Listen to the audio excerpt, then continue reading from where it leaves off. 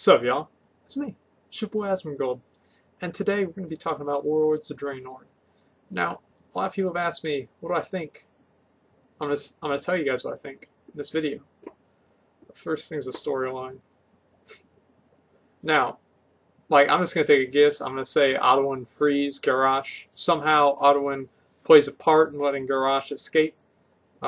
Pretty sure Varian's not going to be happy about that, but we're going to see. But so basically, my understanding is Alduin, let's assume, Alduin frees Garrosh. Garrosh gets in a rocket ship, goes to the moon, which is basically Draenor. He gets there so fast, he goes back in time, and he tells his dad that Thrall put him in jail, and it just kind of goes from there. And there's a bunch of the old Horde war chiefs, you know, like the guys in Warcraft 2, man, Warcraft 3. I mean, I'm so happy. I'm so happy about the war, even though it did that dumb shit to make it happen. I don't even care. I'm so happy I'm going to be able to see, all the old Orc clans. Man, I played Horde. That was my first character. I used to love playing for the Horde. And they got all these new guys. I don't like them at all. They killed Carne. Man, I'm just really happy that they're going to be going back to the roots. You know, the Orc clans, all that kind of shit. Hardcore. Man, I'm happy about that a lot. I'm very happy. But it is really kind of dumb how they got there. We'll let that pass though. So I think it's kind of like returning WoW to its roots, and some of the things that I'm kind of really looking forward to is I'm looking forward to the Mythic rating, and main reason for that, that's in my mouth.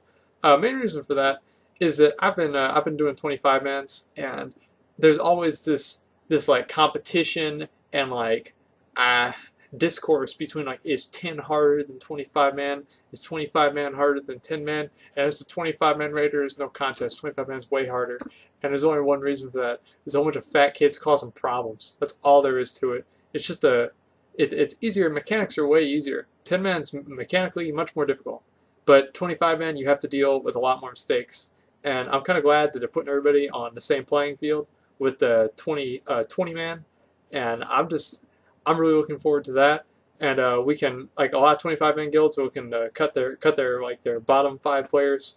We'll see if that happens for us or not. I'm not really sure. I mean, anything can change between now and the expansion. I don't really know, but 10 mans, man, I would not want to be a 10 man right now. It would be very hard to scale all the way up to 25 man and still stay as competitive as they were in their 10 mans. But we'll see how that turns out. The other thing is I'm really looking for more. I guess new challenge modes, and I know they're going to do that because they had it on the site saying that they're going to do it, and so I'm going to expect that they're going to do it. I've always really liked challenge modes. I do wish that they would do something like how they have Mythic rating. They'd have Mythic 5-mans, which would be doing a Burning Crusade heroic dungeon in greens and blues. It's tanks get 2-shot, and that's by 1 mob, and there's 5 mobs, and you got to CC them all. I like that whole thing, and you go through it, and you get something that's really good at the end. It's awesome. I hope they do that. I don't think they will, but I really hope they do. I think a lot of people would really like that. Next thing is basically the garrisons. Cool. I don't really have my mom. Yo, she was oh my god, she was flipping out about the garrison. She was so happy. She almost got up. And man, I don't really see what all the fuss is about. I think it would be cool if they had all of your own characters working in the garrison, so you could see all your alts, all them little doing little jobs for you. I think that would be cool, and maybe they might do that, maybe not. I'm waiting to see what the garrisons really have to offer. I don't think there's going to be anything game changing or anything that really matters. So I think it's just a fun thing to do, pet battles. But I'd rather do garrisons than pet battles. I'll just pretty much take a guess. Another thing is that I'm a little worried about is that bag space is getting a little slim, I guess you could say. I have almost all 28 slot bags, and I have to throw stuff away all the time because I only have I don't know, I'd say 20 slots at any given time that are actually available for me to put things in. Because I've got everything else, void storage, bank, everything, 28 slot bags, filled up with transmog gear and all these different little toys. One thing that they're going to do, if y'all didn't know, is they're going to add a tab for heirloom items. And so you're going to have a tab, and you can just say, hey, I'm going to use this item, and I guess like you click a button and it mails it to you. I'm not really sure, but that's probably how it's going to turn out.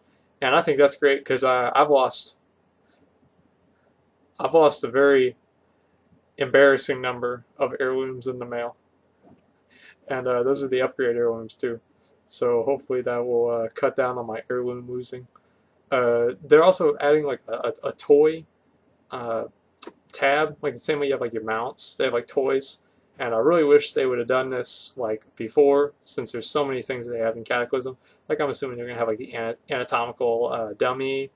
And one thing that's good about that is like some people are throwing that stuff away and they're like, oh, I want to have it back. And the odds are probably if you get it on an alt, the toy tab will be account bound. I'm just taking a guess. I'm not really sure, but I would pretty well assume that.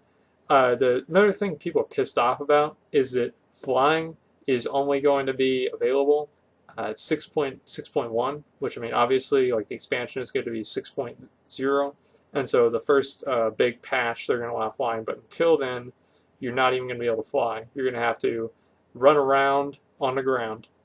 And I'm happy. I like that a lot. I think that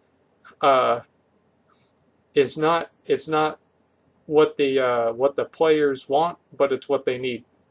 And I think that the Blizzard needs to do a lot more of that. And I'm just really happy that they're doing that. So you're like riding around, you see somebody else behind a tree, and you go over there, and and like World PvP, there's no way they can just fly away.